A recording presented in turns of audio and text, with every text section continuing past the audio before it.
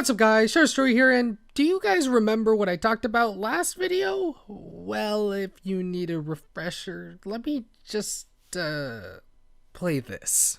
Oh my gosh, episode 32! Holy sh- Yeah, it doesn't make sense yet. If not, I'm completely sucked into the Go backstory thing, and guess what? The anime has delivered! Or it's going to deliver soon. I know I usually don't talk about previews and future episodes on my channel, but this is an exception because, well, this episode is going to be kind of nuts.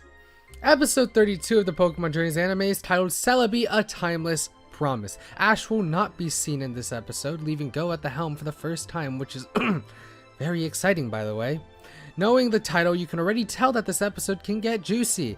I can still remember what Celebi brought us back in Sun and Moon, and with that happening once again, I can't help but feel excited for another defining moment like that for the anime. I assume people watching the video already know this, but this video, from this point onward, will contain spoilers from the summary of the episode and previews. If you don't want to get spoiled, I would recommend watching my Go's backstory Let's Talk. If you're interested, hit the eye at the top right corner.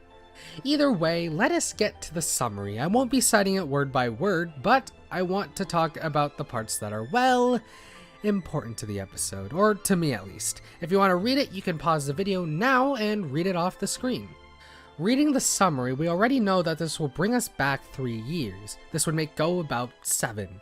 Being this far back, it's safe to assume that this is where lies defining moments for Go. Why Go acts the way he does. Why Go is hesitant when meeting new people. Why Go said, "So you're one of those guys," to Ash all those episodes ago. All of those questions can be answered in this episode.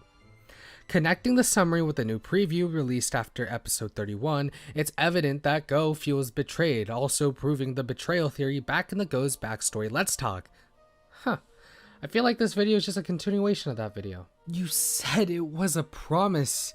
You said we were friends. These 2 lines in the preview were powerful. When Go yells out at the end of the preview, it gives me chills every time. The emotion that Go must have felt must have hurt so much, causing himself to lose trust in people. But we all know there is another side of the story, right?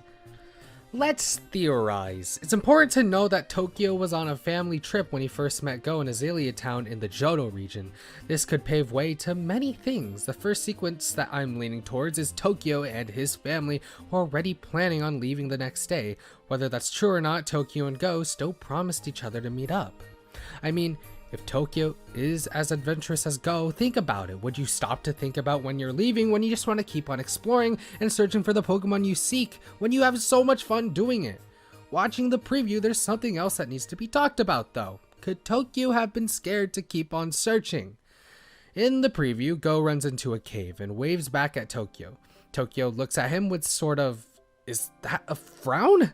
Tokyo could have had his own doubts, leading himself just to not meet up with Go at the meetup spot. I mean, they looked like they were having so much fun in the preview though. They were sneaking up on Pokemon, just having a good time with each other. What could that frown have meant? Not being able to break the news, he can't meet up, or something else? That's a question that the episode can answer, but I'm still leaning to this whole situation being a complete misunderstanding on Go's part. Like I said, the 2 of them were having a fun time together. Tokyo could have initially promised to meet up, and at the heat of the moment just said yes without thinking. After realizing he actually had to leave, he possibly didn't want to disappoint Go, so instead of saying no because, well, their trip is ending soon, he just says yes! What makes sense to me as well is that Tokyo just didn't know that they were leaving at the time. Either way, Go feels betrayed because Tokyo broke his promise with him, and in turn, their friendship as well. This will bring us most likely the spiciest and juiciest development for Go we have seen yet. And I don't know if you can tell, I'm excited. Holy shit!